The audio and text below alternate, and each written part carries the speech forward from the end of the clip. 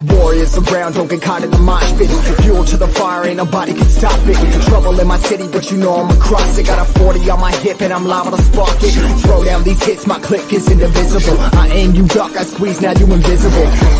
I'm not afraid of getting physical. All these different chemicals are fogging up my visuals. Bloods on my hands, got slugs on my gunners. Yo, we notorious, we ain't no runners. Bloods on my hands, got slugs on my gunners. Yo, we some warriors, they ain't no gunners. Bloods on my hands, got slugs on my gunners. Bloods on my hands, got slugs on my gunners. Put on my sweat, put on the beat, put on the map, put on my team. Take out every motherfucker in between, know what I mean? Better myself, better my aim, better my rep, better my name. Killing rappers on my hang, I'm running chains for the fame. Never thought I would it, now I'm running. You don't wanna follow me, now I'm in front of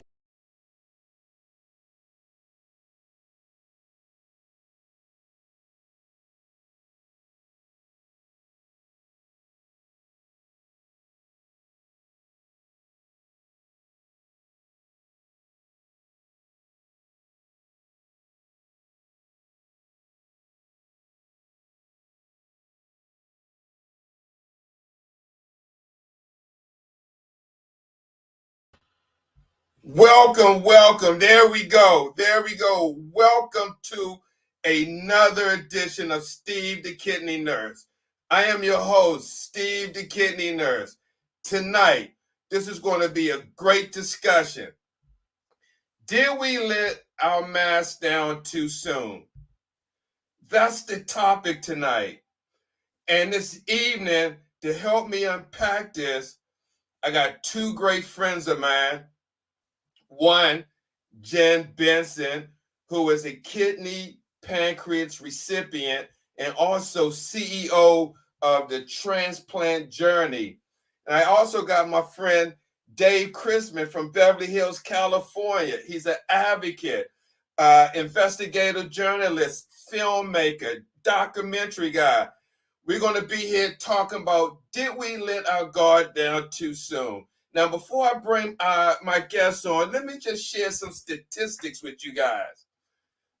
Today, we have about 1 million cases. All right. We got about over 900,000 deaths. We got about 5 or 6 different variants.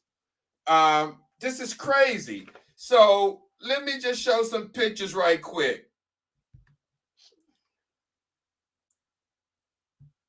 We went from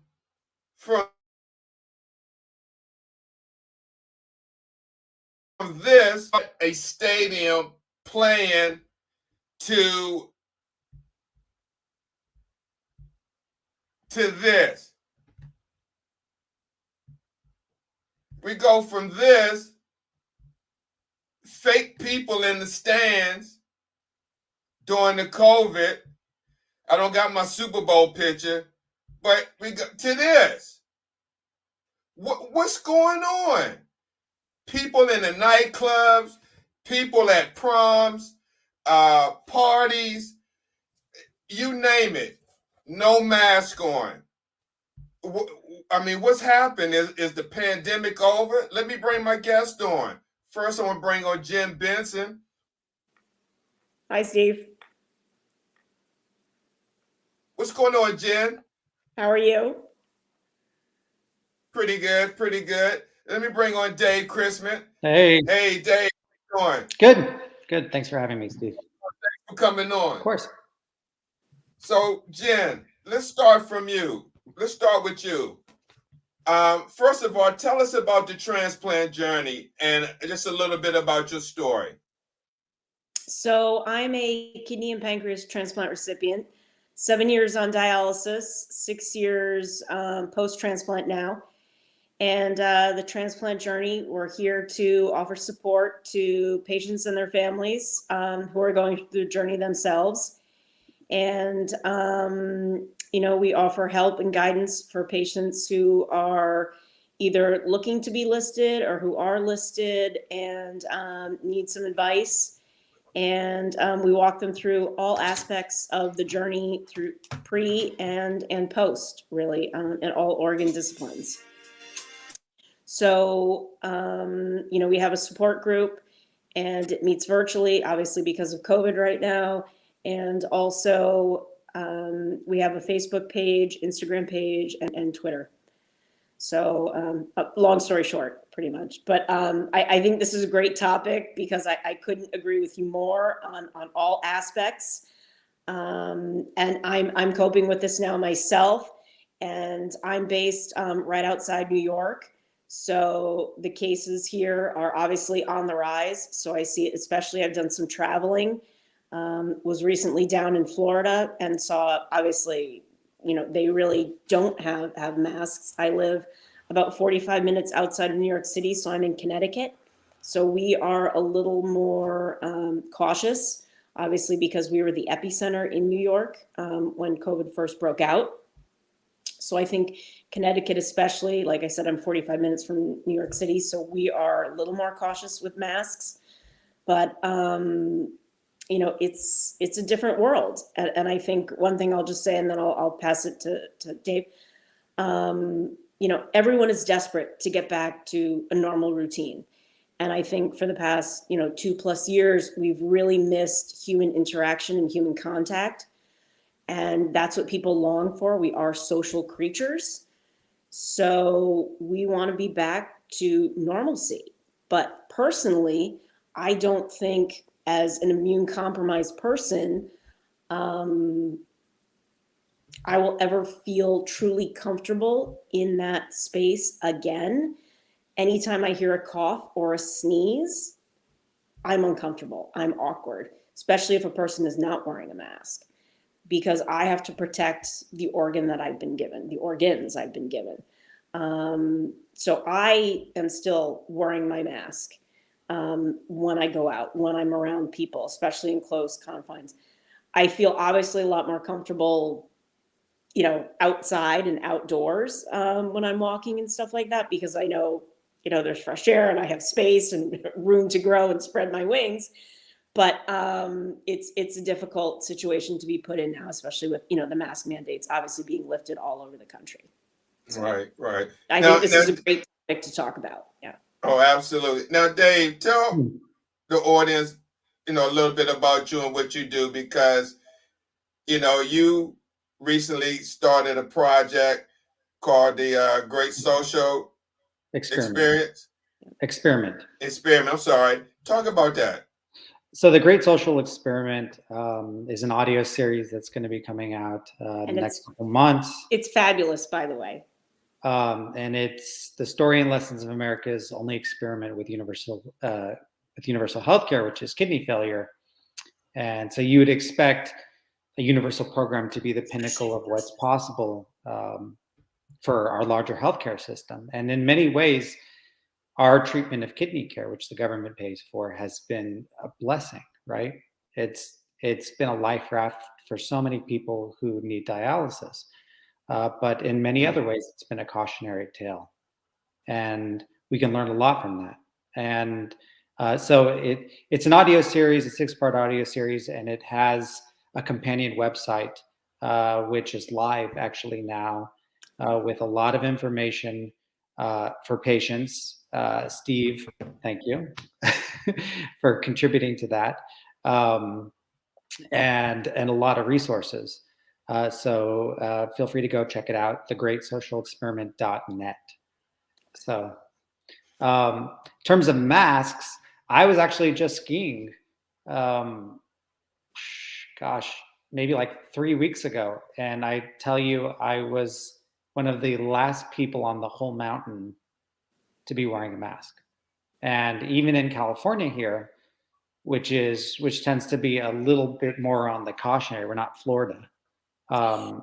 Most people, I would say, have, at least out in public that I see, have basically, everybody's eating indoors. Everybody's pretty much going about their routine. And in terms of, I guess, what I think it really depends on who you are and your risk tolerance. The latest news that I've read is that a good 60% of people have had COVID. Yep. 3/4 of children between the ages, I believe, of like 5 and 18 have had COVID. So there's a lot of immunity out there, but those are for people who have immunity. And, as people in the kidney community who are either on dialysis or who have received a transplant, it's a different ballgame. Mm-hmm. And so I think that it's really tempted to be like, to kind of give in to that pressure of, hey, you can take your mask off. Come on, everybody,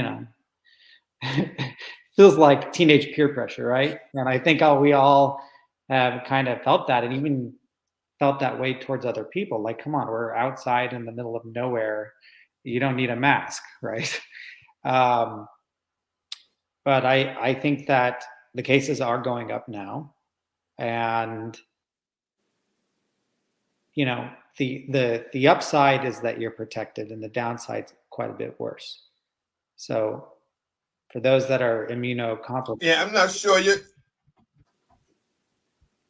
sure why you're freezing up. I'm not sure if you am I freezing up? Realize that.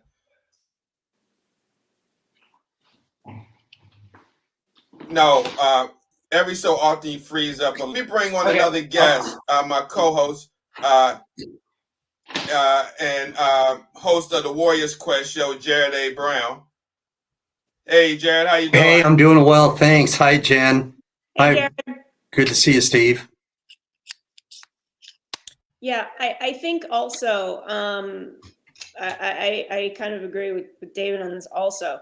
I know for myself, and a couple situations have been really awkward for myself.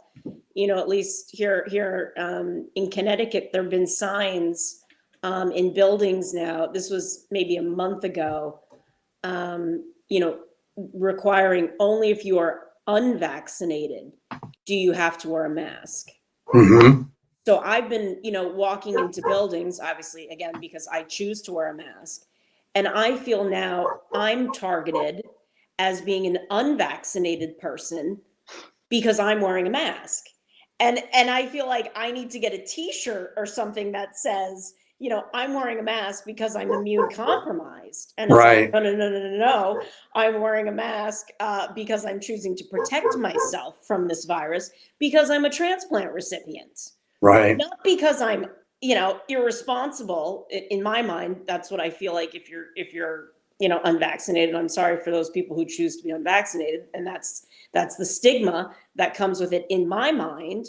But because I'm a transplant recipient is why I'm wearing a mask. And I saw this great, I think it was like a pin or something that someone had on their mask that was advertised on like Etsy or something that said like, like wearing my mask because I'm immune compromised or something. And they were like putting that on their mask. And I was like, oh my gosh, I have to get my hands on that pin to stick on my mask. That's awesome. So people can see it. And I was like, that's literally fantastic. And I want to get my hands on that pin. But it's like, it makes me feel awkward now going into these places that have these signs up to walk into a building because people assume I'm not responsible and I'm not vaxxed because I'm wearing a mask. And it's like, no. I'm being responsible for this amazing gift that I received, which saved my life, not because I'm a not vaxxed person. And that kind of really, bothered me. David. Yeah. People that get COVID-19 have a wide range of severe illness. Now, it takes between 2 to 14 days for some of these symptoms to appear. Yeah. Now, with that being said, and you have people such as Jen who's immune compromised, I've been seeing before this broadcast, I've been seeing people on Facebook that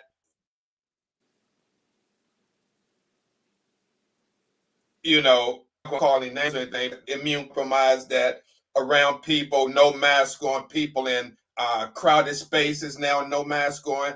With that being said, do you think we are picking and choosing when we put the mask on or when it's severe enough to wear the mask? I mean, why are people feeling so comfortable, especially people that are immune compromised, know that it go either way? People are so lackadaisy to bring down the mask. Well, you cut out a couple of times, but I think I got the question. I don't know. I mean, I think we've seen everybody has their own risk tolerance, and I think we've seen to a certain extent that people obviously want to get back into their normal mode. People have their own level of selfishness. Yeah. Right. I think if you're going into a club, you can expect to get it. You can expect that there are going to be people there, whether that affects you personally. I know people who I know a bunch of people who've had it, and it is no more than a minor cold, if they even know they got it. And we know that a lot of people don't know they even have it. I think that's why the 60% of the population has had COVID because of that. Right. Yeah. Because it's contagious, right? So I think that the other thing that we can do is we can test. We can get, no one's saying don't go to a club anymore. Everybody realizes that we all have to live a normal life. But if you are going to be around people who are immunocompromised, like you are when you treat patients with dialysis, it's best to at least take as many precautions as you can to make sure that you don't have anything. Mm-hmm.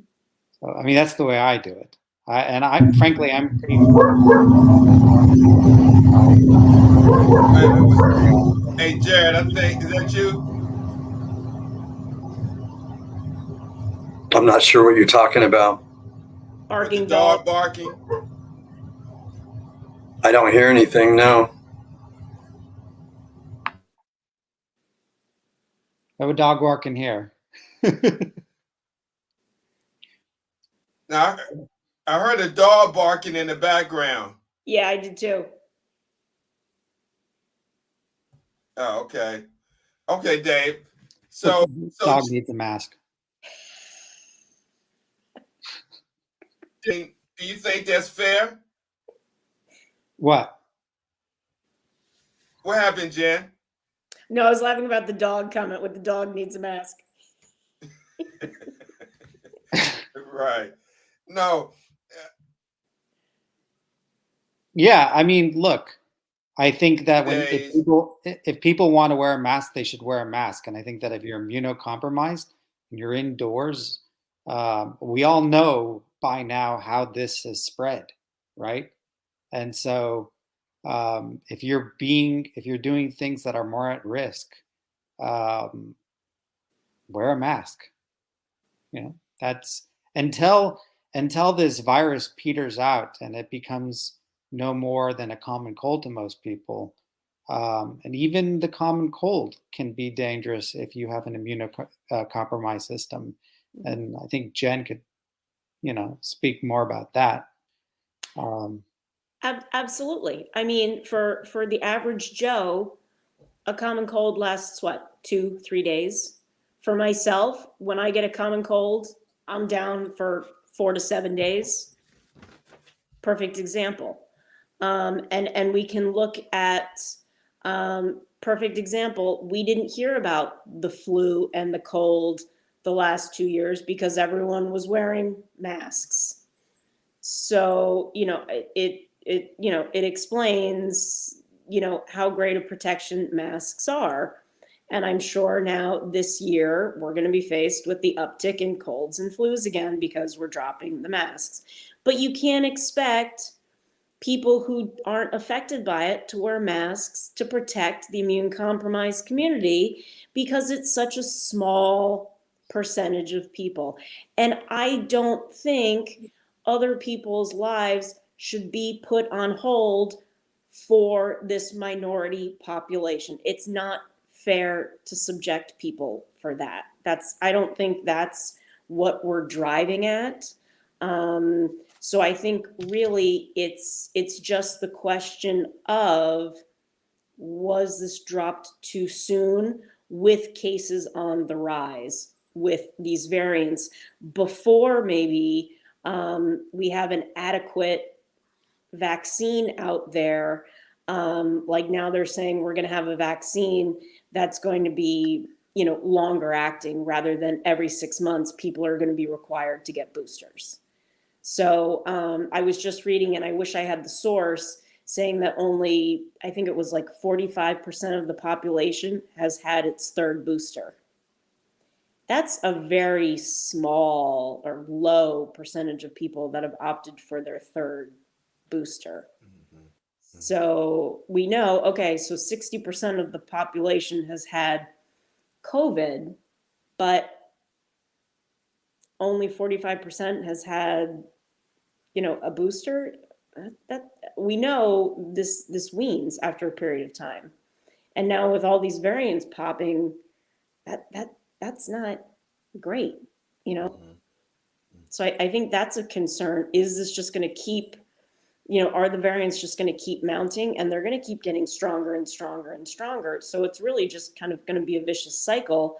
And these drug manufacturers are going to have to keep, kind of reinventing the wheel and creating more vaccines to keep covering this. And that's just kind of disenchanting, I think. Let me ask Jared. Hey, Jared, even though you think we should, if anybody wants to wear that mask, they should, do you think we should still practice the 6 feet social distancing? Are you asking me or Jen? Yes, I'm asking you. Wow, that's a tough question. I mean, if I'm gonna have to go yes or no, I'd have to say yes. Just again, because of the immunocompromised. Just a normal person in a grocery store, you don't know who has a weak immune system.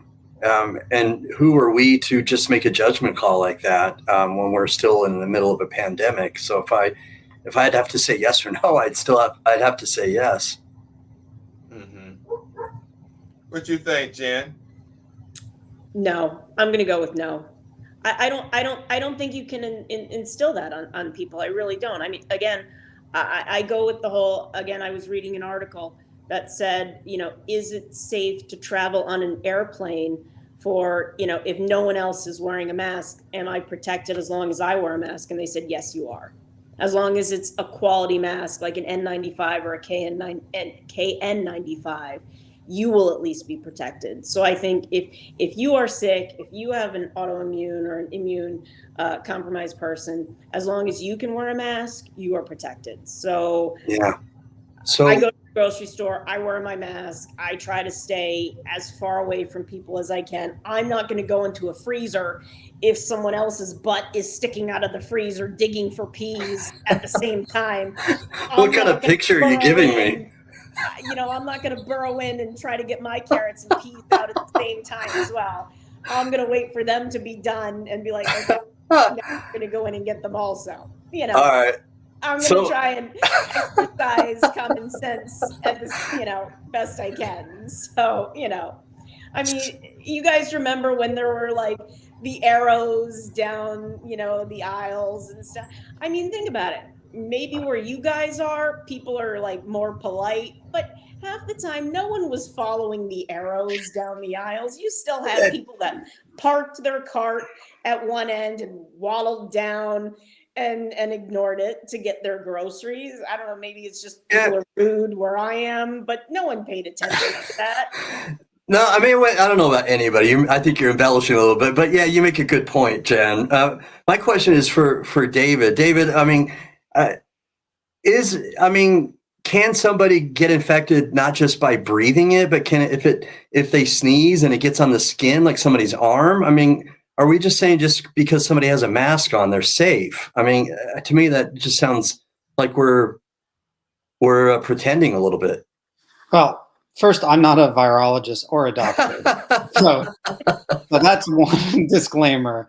Right. But I do keep up with the news, and I think in general, you're not going to get it from touching surfaces. I mean, if somebody sneezes on your arm, and you can feel the rush of liquid land, near your elbow, I would just wash your elbow. Yeah. I mean, I don't know that we're going to always feel drift from a sneeze. I don't know that that's. But I think, but that's the thing. Like, if you're outside, we do know by now how this more easily spreads, right? If you're outside, even if you're walking down the street and it's a rather busy sidewalk, usually, from what I know and from what I've seen, it usually requires some level of constant exposure, right? Which happens more indoors with no ventilation. I mean, you can go into restaurants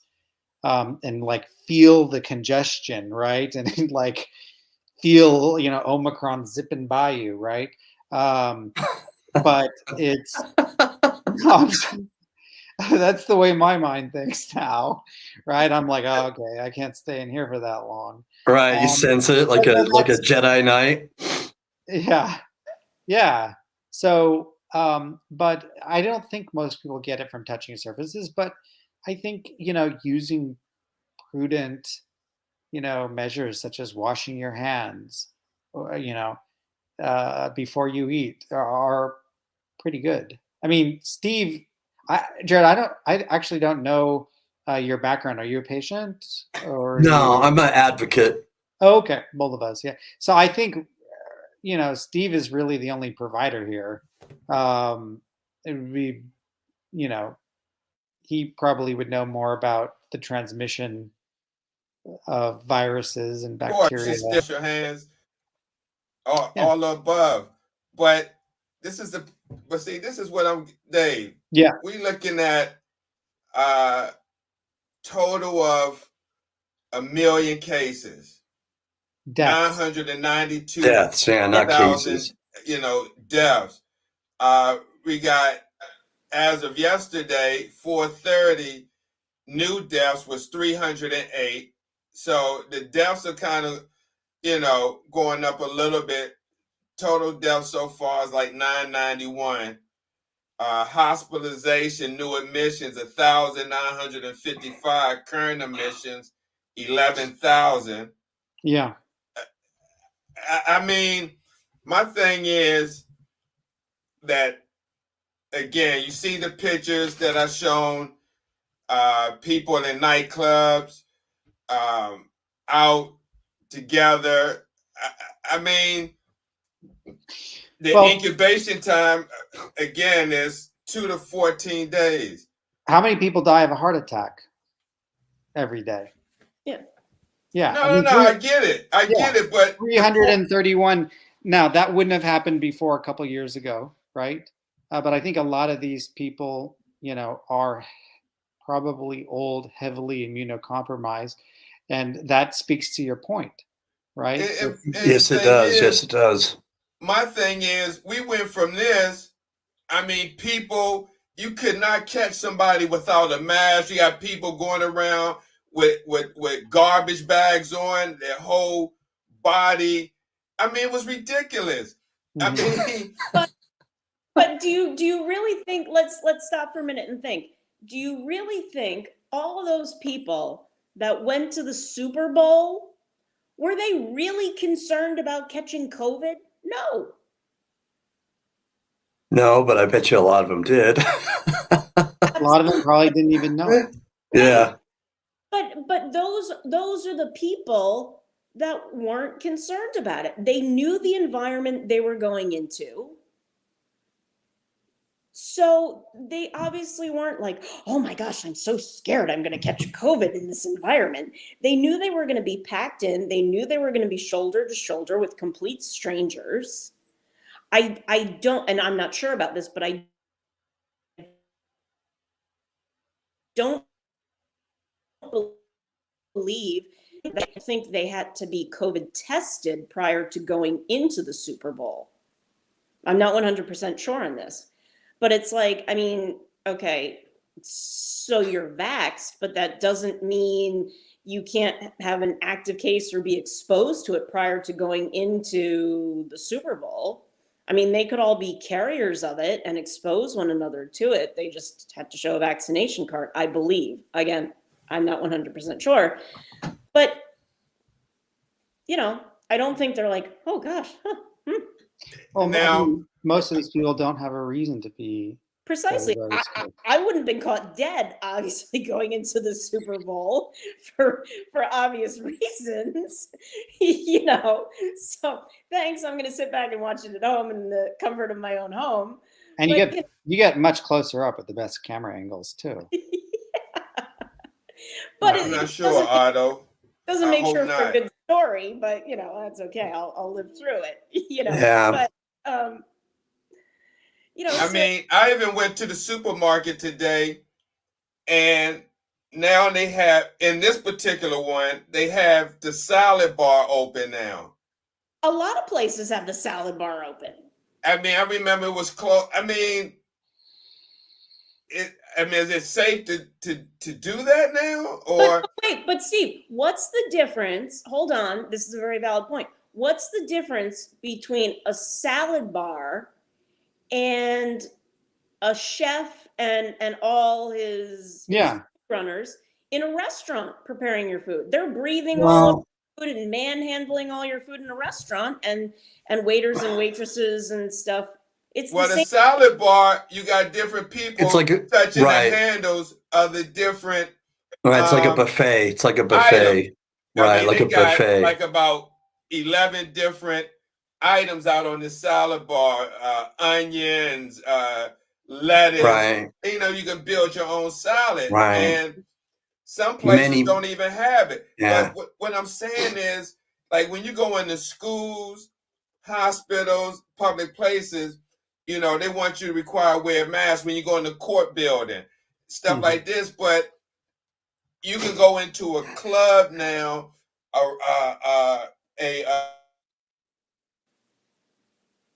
He's freezing up a little bit. The ventilation is really tight.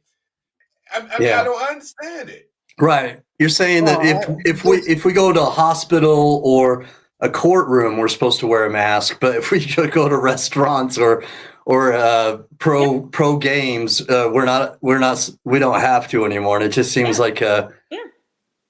Yeah, it seems a little weird.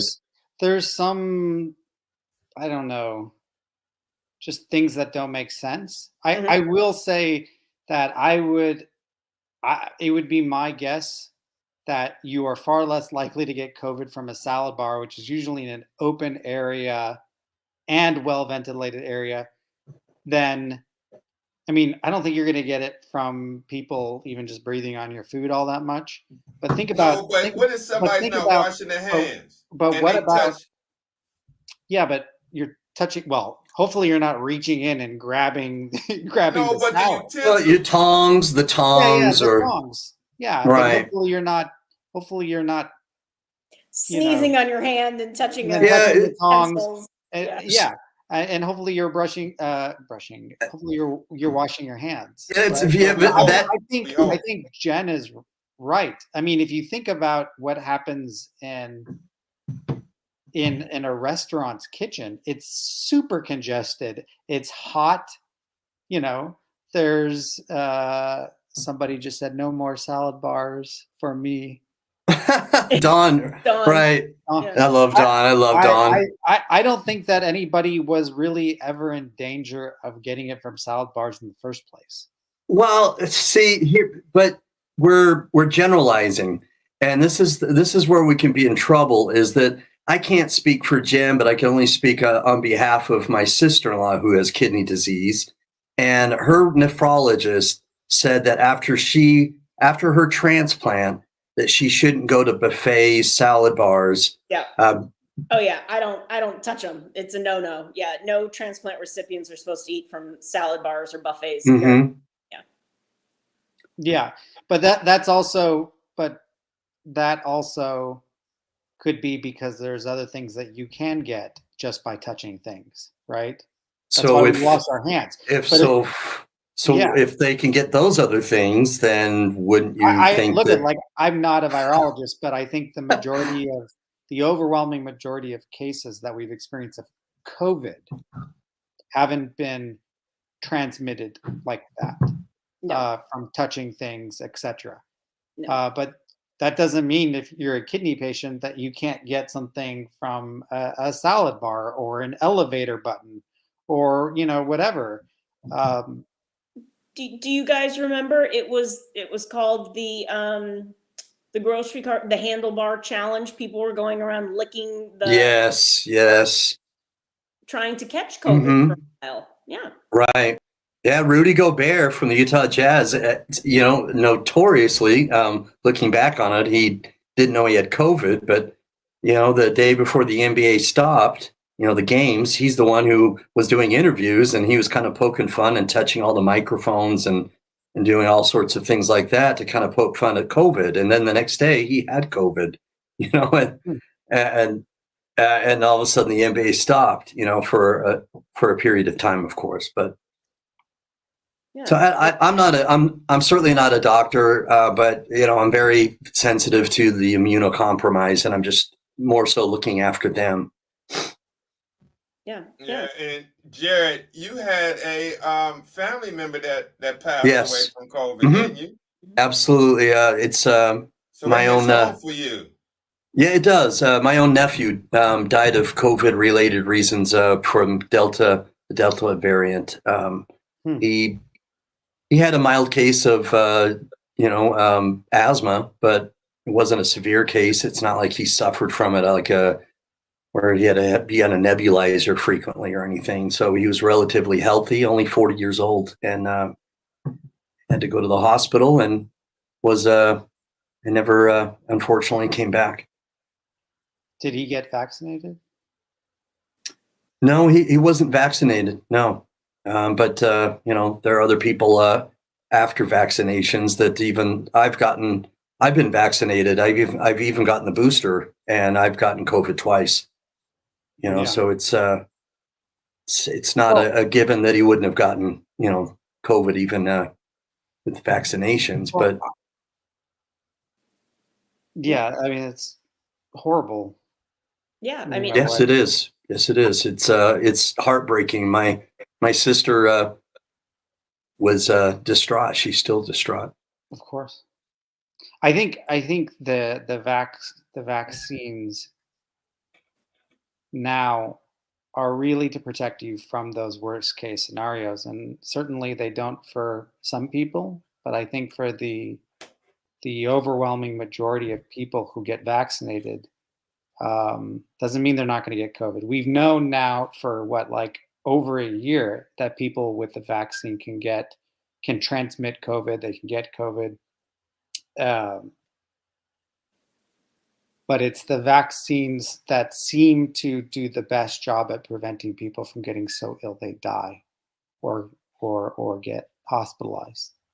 I know for myself, it's the 3 that saved my life. 12 days in the hospital definitely kept me from dying. 100%. Yeah. I wouldn't be here if it weren't for the 3 doses. So I'm a firm believer in that. Yeah. Yeah, I'm a believer too. I wouldn't be boosted, and I wouldn't have gotten vaccinated twice. It's just hard for me to say, okay, Johnston, you should have been vaccinated. It's your fault. I can't say that about my nephew. I mean, he works. Actually, he worked. I still think of him as he's alive, but he worked in the healthcare industry. Got really busy, put it off, and unfortunately, put it off too much. Yeah, I think that's the case for a lot of people. Yeah. And see, that's the thing. What if you have somebody work in healthcare and picks it up? They still wear masks at the job and they vaccinated. They still pick it up, and then when they go out, they don't have the mask on. They taking pictures and close by, and they pass it on to someone whose immune system can't handle it. Mm-hmm. I mean, that can happen. Absolutely. It can happen. Mm-hmm. And so that's why I'm asked the question, did we let our guards down too soon, or are we picking and choosing when to put the mask on? Yeah. Oh, yeah. I mean, I still see people had a mask at a function, but have it down like this. It's like, what's the use of wearing it? They shouldn't. If you got it like this, unless you're eating or drinking, unless you're straight up G. Yeah, but if you're at a function and you got the mask hanging down, what's the purpose of wearing it? And you taking pictures and being around people, and right? You're not using the mask. It's just under your chin. I mean, you shouldn't even wearing it. Then you're right. It's not useful at all. In that, there's no point. It's still good. Right. Yeah. What you think, Dave? You look like you're over there in deep thought. Yeah, I just think it's really I don't think that we can expect society. Huh? Look, it's one thing to put in various mandates, to put in various measures. There still are many, but to expect the most out of people when you don't have a vaccine, when we know so little about a virus, right? When there's so much confusion, right? Exactly. I get that, but we have had, as a society, access to vaccines for over a year, like a year and a half. And to a degree, we have to expect the rest of society wants to go back to normal. That doesn't mean that the rest of society doesn't have a responsibility to make sure that they use precautions like get tested, before you go into a hospital, or get tested before you see someone who's really old. Or if your nephew or niece or your mom has a transplant or is on dialysis, to get tested before that. Yep. I mean, I do. And so it's not a perfect thing, mm-hmm. but it mitigates it. Yeah. Substantially. You make some valid points. I mean, I think there are many people that because they want to live a little bit more of a normal life, and have less anxiety and all the stuff that comes along with the pandemic and stuff. You make some valid points. I think you're right on those. I wouldn't. I think, man, I think all of us want it to be normal again. I don't know that it is, but I think that I think it's okay to at least try to make it as normal as possible, whatever this new normal is. My question is, and I don't know what the right answer is, but my question is that back when polio was a big deal and people were getting deformities, or they were having physical problems that were causing them not to walk or even to move, and it was immobilizing them. Do you think that with something like that, where people see physical problems or manifestations, that they're more apt to get vaccinated? Or is it because this is such a virus that, people could be walking and you don't even know if they're sick, that we don't necessarily understand the ramifications of the near million people that have died? Yeah, no, I think that's a really good point. I think you kind of hit the nail on the head. For the whole pandemic. So let's say we, during the peaks, we're losing 3,000 people a day. So that's what 9-10 airliners going down. Wow. Every single day, right? And I think that if people actually saw that, if people were executed, people would take it more seriously. Heck, we saw the World Trade Center, which was what? That was about, over 3,000, Yep. right? Yeah. Right about that, right? Yep. And we had people just stop what they were doing in life and roll in the military to go and fight. Mm-hmm. But a lot of people didn't have that same emotional response because this is something we can't see. Right. And when it comes to polio was really bad, but it wasn't as bad as this. Right. So, gosh, I don't know. And can I jump on that also? I think that's a great question, Jared. Also, and I think David also brought up a really good thing.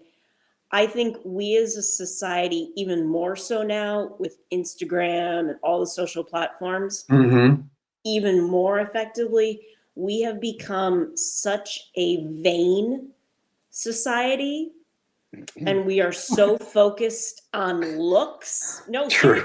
No, it's true. I think he's laughing because he probably agrees. Yeah. Well, yeah. I mean, I think that the level of sacrifice that we as a society were asked to make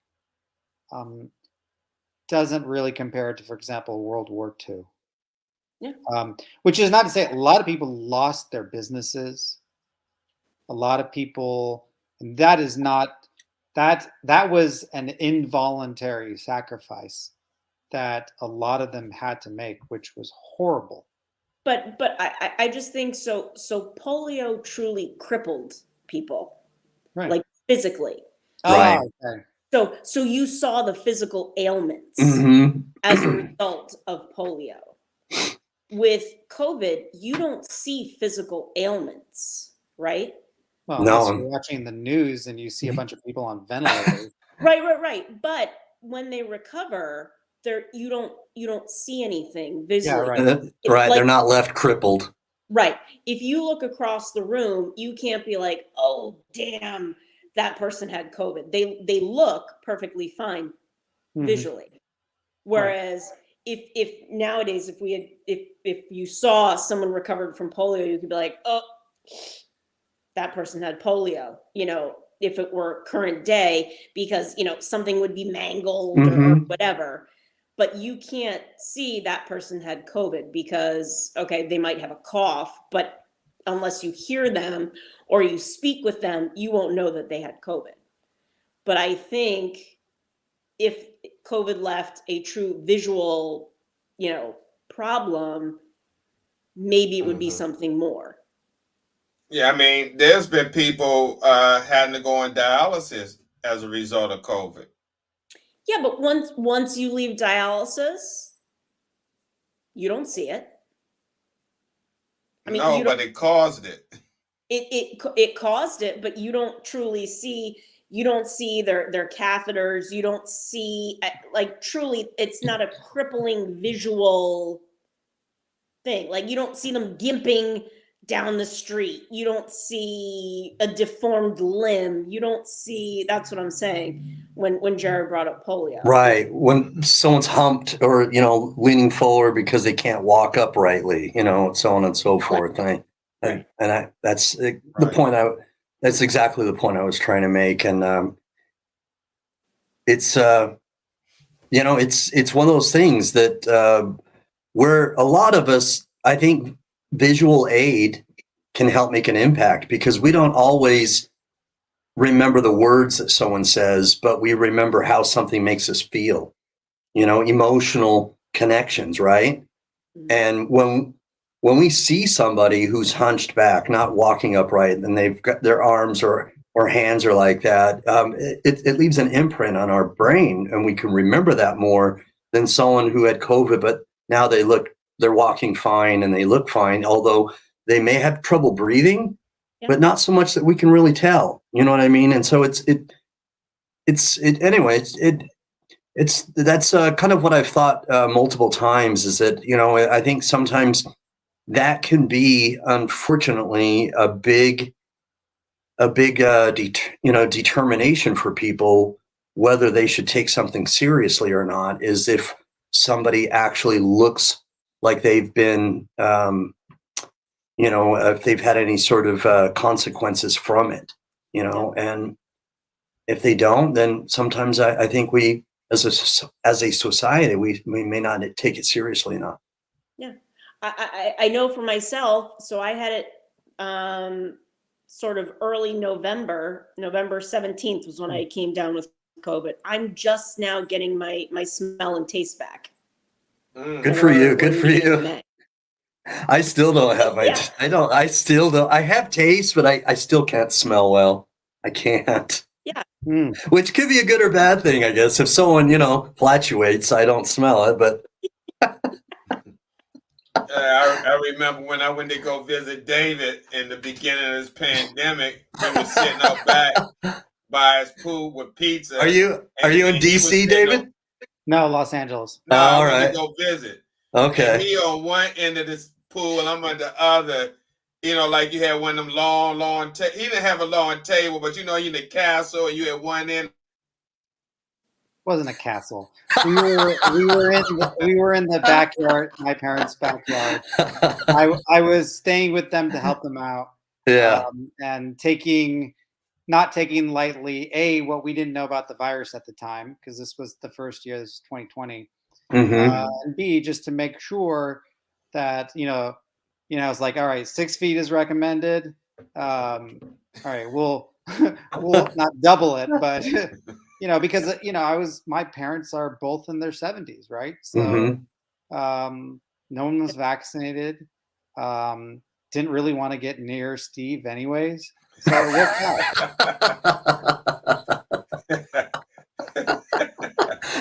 But the pizza was good. Oh yeah.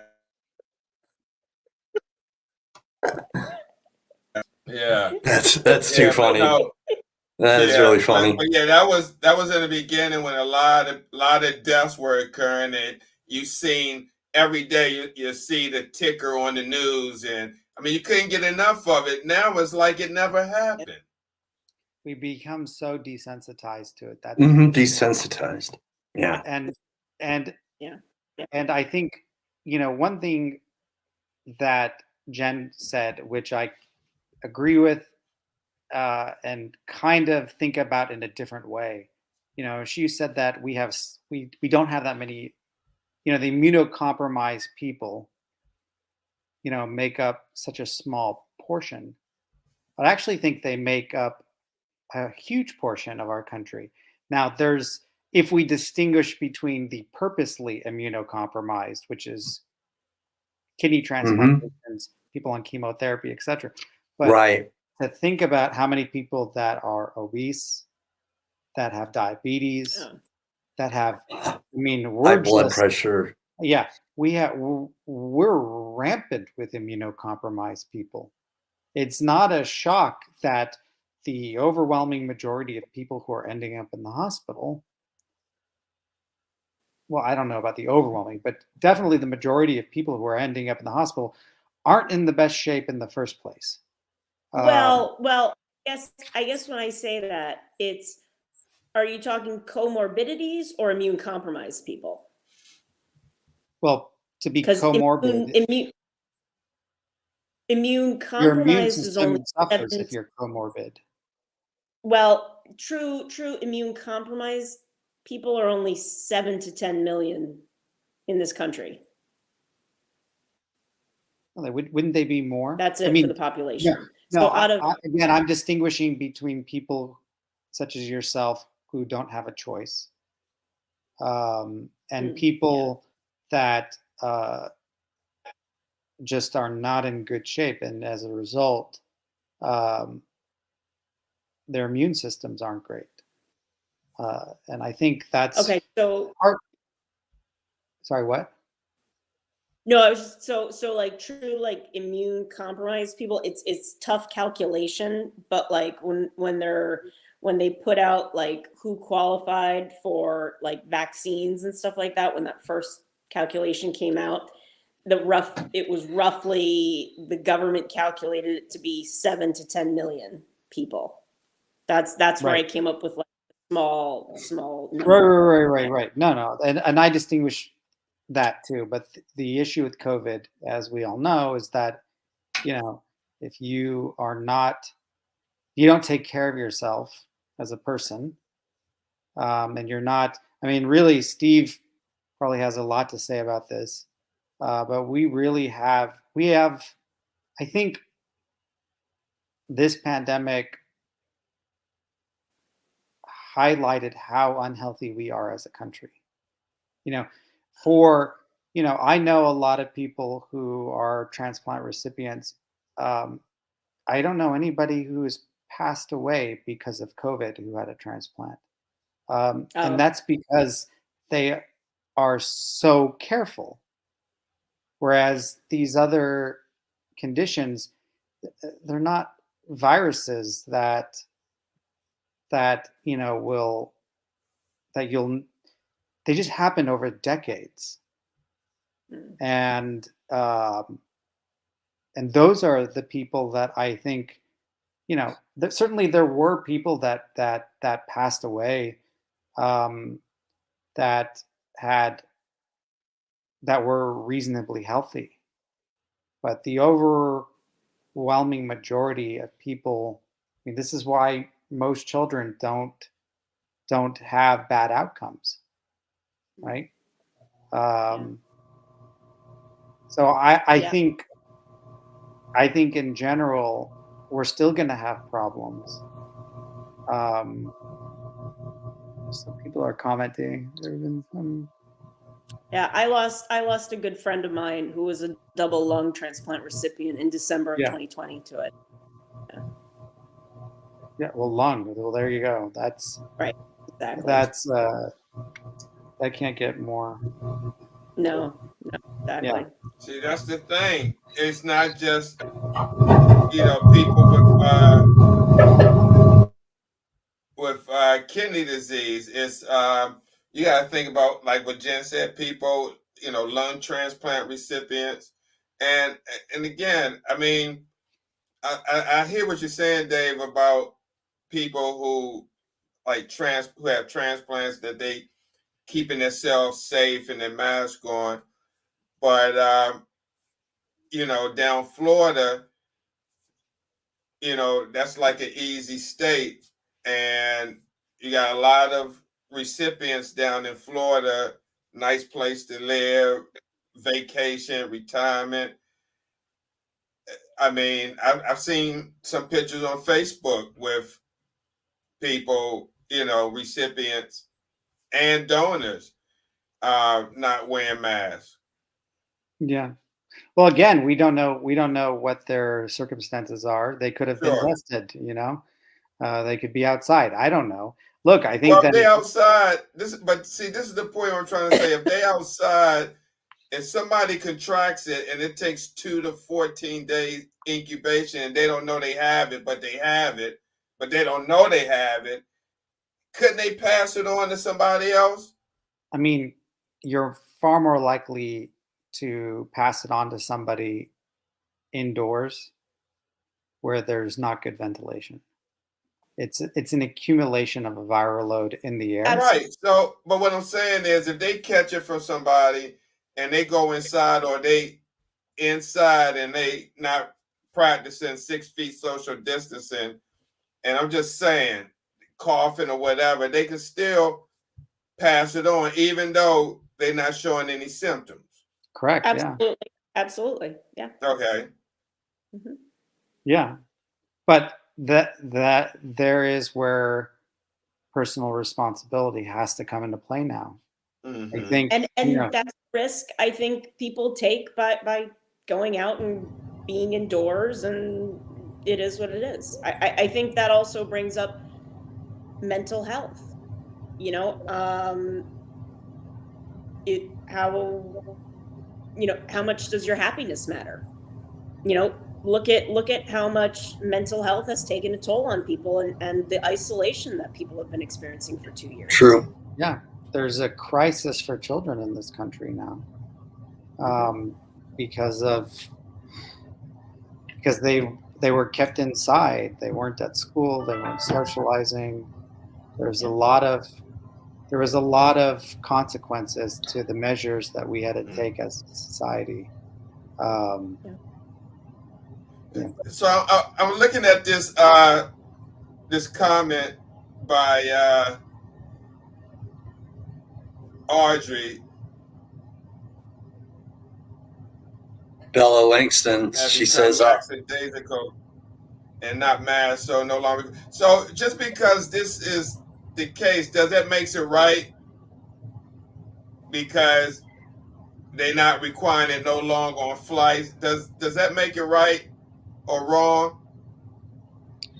makes it legal. I think it's just a matter. Well, no, I understand that, Yeah, but I I'm was- just it's just- saying.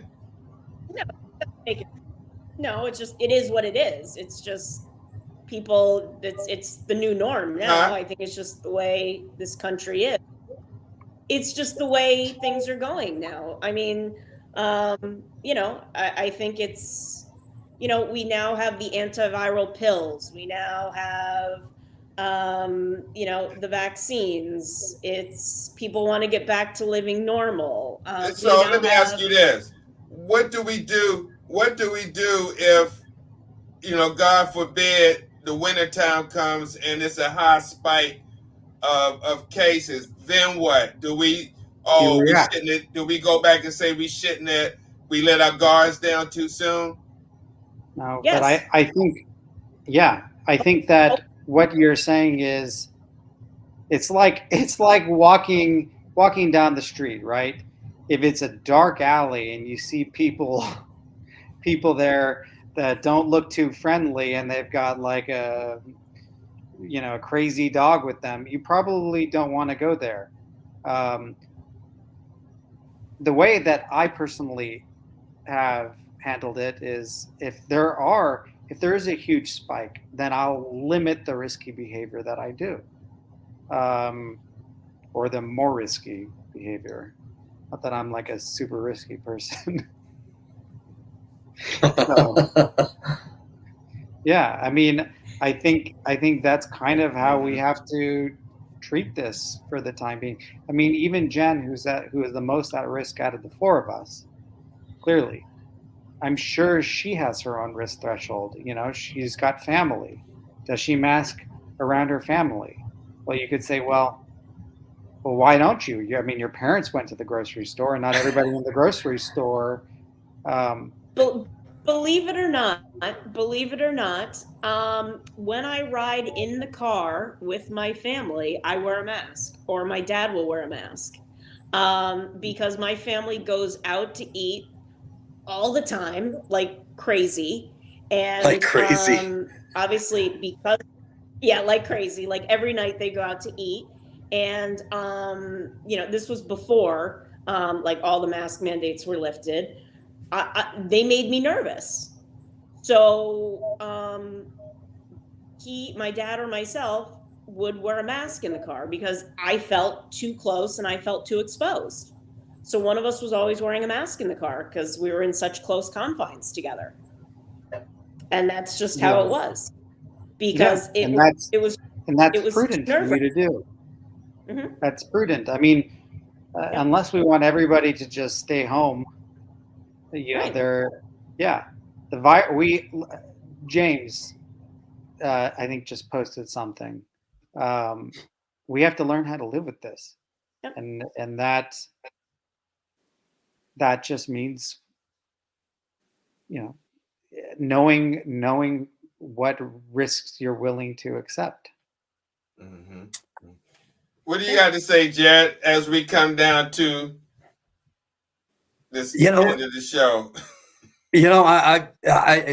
I agree with a lot of what each person has said, and I think that each person has given some great insight, things that maybe haven't I've gained a different perspective, and I'm very thankful for all of the words. It's been it's been great to hear everything tonight and to discuss this. I think it needed to be discussed. I hope that we can make as prudent decisions as possible, because my my sensitivity is towards the immunocompromised. My uncle is on dialysis right now. My uncle Roy Cordingley. My sister-in-law has kidney disease, and I have an older brother who has PKD, although he's not on dialysis. So I'm concerned because of people. I've interviewed, oh, man, probably thousands of people in the 3 years that I've been interviewing people on my show, the Warriors Quest show, and I've met a lot of people virtually online that have kidney disease, lupus, sickle cell, so on and so forth. Yeah. And so my heart is there, and I just want to make sure that they're protected. And I get it that we want to let our guard down a little bit, and we can't have everybody live in such a society that they feel like they're restricted, because that increases depression, anxiety, so on and so forth. And we want our mental health to be good. And that's totally what we want. But I just hope that people take it at least seriously enough that they wash their hands still, because you never know when you bump into someone who's immunocompromised. Maybe not literally, like you physically don't bump into them, but maybe you are in their midst, and all of a sudden, if you don't even know you have COVID because you haven't felt any of the symptoms yet, and then a week later you find out you did, and you were at, I don't know, some restaurant, or you were at some get together, a gala or whatever. You don't know who's immunocompromised, and that's my biggest concern. And but we've got to live as normal of a life as possible, because depression is real, and it's just as real as the virus. Mental health has suffered for our country during this pandemic, and I think that we need to make sure that we have self-care. Mm-hmm. Mm-hmm. Now, Jen, let me ask you. I was sitting here thinking about something Jared said about washing hands, which is very important, hand washing. And the question, when you was going to dialysis, Jen, in the unit, the door handle that goes into the unit goes out. A lot of people don't realize how many people touches that door handle, the door handle that goes into the bathroom. Because the reason why I'm bringing this up, because we as staff, we don't wash those handles with the bleach rag or disinfectant. And one thing you have to watch out for is that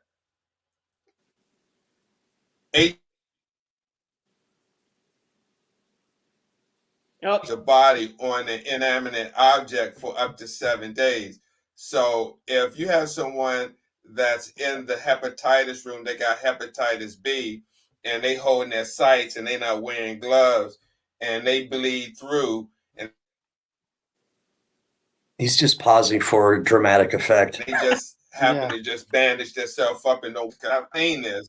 They don't wash their hands, and then they go and touch the door handle, leaving out and everything. You got other people that's gonna follow right behind that person, Right. and can touch the handle. Mm-hmm. And It's a I mean, I domino know, effect. Dave. Yeah, and Dave, I know you saying like getting something is, you're least likely to catch something by hand contact. But what if someone had a cut on their Look at that. hand and they touch the hand? I'm not saying that happened if someone has a cut on their hand and touch the handle and they can get infected by that. mhm, mhm. What do you think about that, Dave? I think that we have to distinguish between COVID and everything else in the world. I think just we know we know. Look, if you're touching a doorknob to a bathroom, you should definitely wash your hands and use the paper towel to open the door. But in terms of just in terms of practical advice, Yeah, hand washing is very important. yeah, wash your hands. Longer than about 20 seconds is the minimum. Oh yeah. So, Right. but no, I just So- wanted to say that because in the dialysis unit, anybody watching this and they go to dialysis, they don't think about that. They touch the door handle and open it right up. Yeah, well, there's a ton of other infections that they could get too. Yeah, That True. are Very true. probably maybe even easier to get than COVID from touching surfaces. And those are dangerous for immunocompromised people as well. Look at this comment from Jen Walker. Mm-hmm.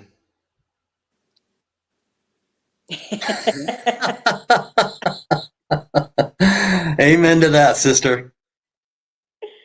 I totally agree with you. It has amplified and intensified how gross we can be.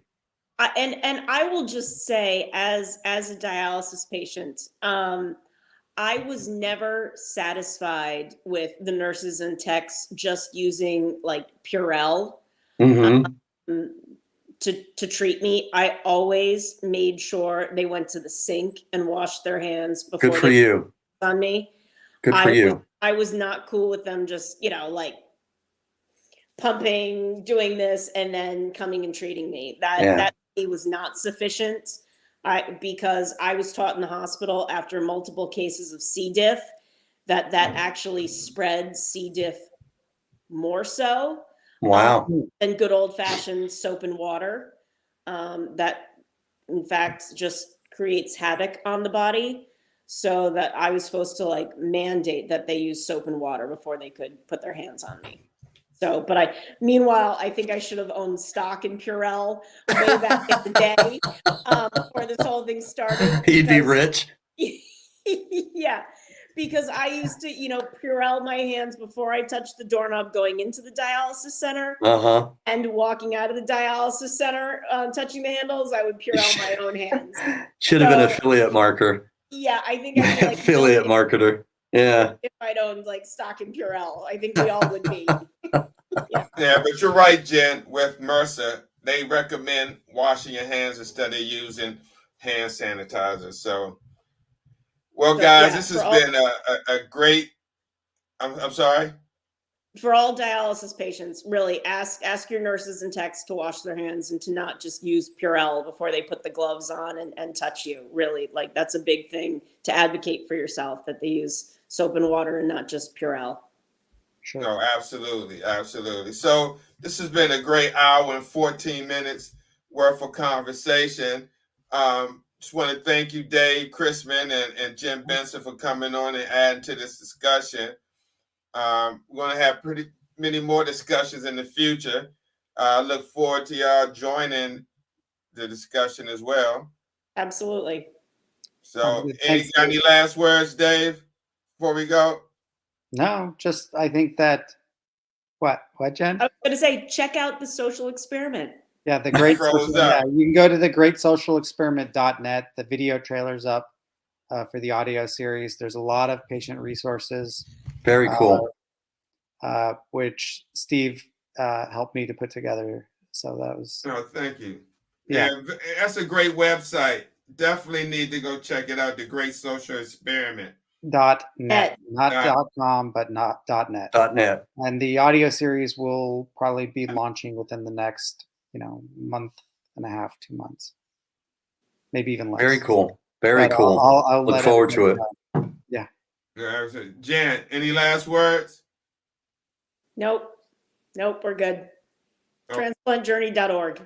Nice, nice. A good plug. I like that. And we catch you guys later. Hey, good to meet you, David. Good to see you again, Nice Jen. to meet you, too, Jen. Jerry. All right, David. Chrisman out Beverly Hills, California, and Jen. I don't live in Benson. Beverly Hills. Huh? I don't live in Beverly Hills. My parents do. He's like, I don't want that on me. No, I mean, it's a nice community. I just don't live there. What is it? Santa Monica? Marina Del Rey. Oh, All right, Marina all Del right, Rey. all right. Yeah. It's on the west side of LA. All right, man. Get techno. And Jim Benson from Stanford, Connecticut. That's right. New Canaan, but close enough. We're good. We'll just Yeah, take you're getting it. everybody's location wrong. I know. Get your geography. No, I'm just trying to put you close to it. Nobody's ever heard of New Canaan, so that's why I want to say Stanford. Yeah, it's like when I say Hooper, Utah. Nobody knows where that is, but I say Salt Lake City, Utah. They, all right, okay. And same with Marina Del Rey. Yeah, People know Marina. Look, I know Beverly Hills Marina has Del Rey, yeah. Beverly Hills has a huge reputation for the size of its population. David, we'll get him a map for Christmas. Yes. All right, guys. So thank you for coming All on. I'll be speaking with y'all soon. Thank Okay. you. we'll see you guys. Bye. Bye, guys. Bye. Hey, Jared. This has been, man. Man, that's a awesome. great topic to talk about. Absolutely. It's gave me different perspectives, let me think of things in different ways that I hadn't thought before and different Same sides here. to it. And, I thought, that Jen always said she's always a straight shooter. I always love hearing her. She's smiling right now. I love always having her on, and it was good to meet Dave because you've talked about him before, and good to see him and meet him on this discussion. But man, I think that if we just try to live our best lives, but as sensibly as possible, that's the best we can do. Just if we could have common courtesy and just try to think of others, because I think that's when we get a little bit lost, if you know what I mean, is that when we get, as we've seen in comments, you've used the word and I'll use it because I think it's aptly put, lackadaisical is when I get it. We want to live as normal as possible, and we should, because, depression and anxiety are real. I've dealt with it, not because of the pandemic, but because trauma in my past, because of what's gone on in my life. And it is real. It could be crippling, just as it could be debilitating. With that being said, if we get lackadaisical and we don't, and we're too desensitized and we don't think of others, we could put others at risk. And so it always, and I get it. Okay. This is when Jared talks, he's talking about, because his nephew died. Well, it is, and I'm sensitive because my nephew died, because I always think, well, what if that one person who infected him had been vaccinated or had washed his hands or had taken it more seriously? Then maybe my nephew wouldn't have gotten it. So it's hindsight 2020, I get it, but I just hope that when we go forward, that we live as normal of a life as possible, but sensibly. I don't know if we can balance it that way. I don't know. What do you think? I was just sitting here thinking about what you said, and I don't know. I hope we can. I mean, we've got to find some sort of balance. Whatever this normal is, we get back to whatever this normal is, and people who continue to wear masks to try to protect themselves may be looked at the minority. Right, because right. so many people are back to without the mask doing this. And so if I come into a place with a mask on and everybody doesn't, and nobody has a mask, then I'll be looked at like, what you Yeah, look at that fool. got a mask on for? So we don't go to something like that to where everybody is looking at COVID as like the flu. And we don't really have, we only have maybe like 2.5 years of data or information or research. And we got all these different variants coming out. And we know that the Delta variant was one of the aggressive. Wow, it's hard on us. That's right. Very hard on us, the Delta variants. And that's why I don't want, we don't know what's down the road, but people are starting to fall back in their comfort zone. So I think it needs to be a balance. Whatever that might be. Like you said, nobody wants to be like what's going on and we're locked in. People are forced to do this and do that. I think it needs to be a balance of if you're going to go into populated places or indoors where a lot of people wear the mask and try to stay as 6 feet apart as possible. Wash your hands, and wash your hands and all that. And still had to sanitize out. But, with these sport places, when you go in and you don't have the mask and you're in a confined place and you got people yelling and screaming, especially in the basketball arena. Right. I was just going to say that NBA arena. And stuff. Viruses go by airborne and aerosol and those droplets. You just don't know. So it got to be a balance. It got to be some smart, some being smart at this and taking away from being selfish and looking out for other people that, like you said, you don't know. You can't look at somebody and tell that they're immune compromised. You don't. I was talking to Lisa Baxter offline, and she said that she was in like I don't know what kind of a store it was, whether it was a dollar store, but it was some sort of store, and she just walked around the corner. And if you're just walking around the corner and then you literally almost physically bump into somebody because you're just the person was on their phone, like we're all phone zombies nowadays, right?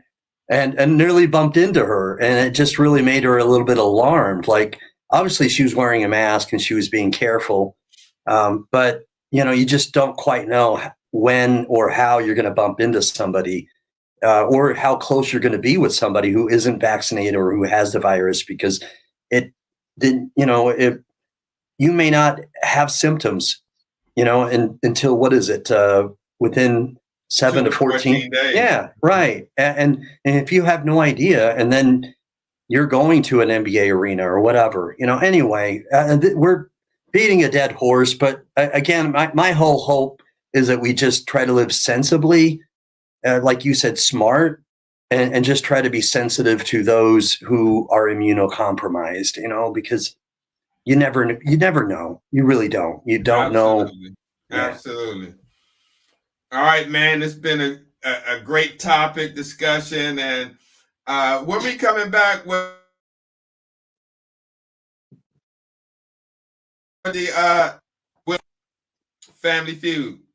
Yeah, we're gonna have that again in the month of May. I'm gonna bring back the two parties, so to speak, the two teams. I've got the Tamika Griffin, who wants to she wants to have her. She has like a group of people, and I'm forgetting what she named it, but it almost sounds like a frat. It's a fraternity, not fraternity. Yeah. I always get it confused with men and women. One's a frat, one's a anyway. Yeah, that's the name of it right there. But she wants to have her sort of group on a TV on one of the quiz shows. So I don't know if we if we bring back the exact same teams, or maybe we mix them up, and maybe we have one day where we do the Wheel of Fortune and we just have her team on only, the Wheel of Wellness, as we call it, because we're talking about that. But I don't know, we'll mix it up, but we're gonna do that. It already is in May. Today's May 1st. Yeah, we're gonna have it this month. I've got on Wednesday on the Warriors Quest show, I've got Rachel, whom I'm going to be interviewing, who has MS. So it's the first time I've ever interviewed somebody with MS, and I've met her on TikTok. That's recently been, the platform in which I've met a lot of people recently, and it's blowing up, TikTok, and I think you and I are taking advantage of how well it's performing, and I love the algorithm. And anyway, and so it's something that you and I have wanted to do for a while, because that's why it's not just Urban Kidney Alliance anymore, and you've changed the name, because we want to, although kidney disease is where, I know it sounds funny to say this, but that's where our heart is. Because they're two different organs, but that's where our heart is, obviously. Because of the work that you've put in for so long, and because of my advocacy, that's where our heart is. However, there are so many different things out there. There are other chronic illnesses, and there are other diseases and afflictions out there. And that's one of the things that we've wanted to do, is to really give other people a platform and get their stories heard as well. And so I'm excited to, for the first time, interview somebody who has MS, and I'm excited to do that on Wednesday. So it should be fun. I'm looking forward to seeing that show. You said somebody with multiple sclerosis. That's right. Yep. Wow. Yep. So it's it's something that it's my first time having interviewed someone. I've interviewed people with lupus. I've interviewed people with sickle cell. I've interviewed people with all sorts of different things that have, that have led to their kidney failure. Like Shane Blanchard with his, oh my gosh, I'm forgetting the name of it. The Potbelly. I'm forgetting what it's called. I know I'm messing it up, but there's so many different. Syndrome. Yes, prune. Right. Thank you. Prune belly syndrome. Yes, prune belly. I'm like Potbelly. It doesn't sound right. It sounds like a pig. Prune belly. Yeah. So there's so many different things out there, how people are afflicted, and MS is one of them, of course. And so somebody saw me on my live and reached out to me, and so I told them, hey, and she asked, is it just people with kidney disease that you interview? And I said, well, typically that is the case, but we're trying to give everybody in the chronic disease or chronic illness community a voice. And so I was, so I said, DM me, and she did. And I'll be interviewing somebody, Rachel, I think her name is, on TikTok. And we'll be streaming it with, to multiple platforms, YouTube, Facebook, Twitter, so on and so forth. And it'll be good. I'll learn more about it. I'll probably have to do some homework before I interview her, but it'll be interesting to kind of do that for the first time, and give her a platform and inspire other people who have MS, and bring more awareness to something that we haven't brought awareness to before. So tune in. Forward to that. Yeah, tune in Wednesday, 8:30 Eastern Standard Time. Be there or be square. All right, man. Well, about to head this on out. Again, all right. This was a great. For sure. This was a lot of fun, a lot of good. Thanks for help navigating the show. You're welcome, bro. Okay. I haven't been on this StreamYard in a while. Yeah, it's like getting back on the bike a little bit, but because sometimes it can be just set up a little bit different, than Restream. And so sometimes when I was so used to doing Restream for multiple shows in a row, and then I go to StreamYard, the buttons are set up just a little differently. So it takes me just a moment to get back into the saddle, so to speak. It's fun. All right, man. Well, all right, guys, thanks for joining us. Okay, thanks for everybody tuning in and following and subscribing. See you to join Jared with the show at 8:40. Was it 8:30? 8:40. Yeah, usually I usually arrange it to be about 8:35, 8:40 Eastern Standard Time, but I always round it down to 8:30 Eastern Standard Time. But give us a little bit of leeway so that if we've got to resolve a technical issue or something, we can do that. Yeah. All right. See you guys. All Peace. right, man. Take it easy. Thanks, guys. Peace. Peace. These brothers my guys, know that they fly, know that they ride or die. I keep boys by my side, CJ I, now I gotta roll with ice.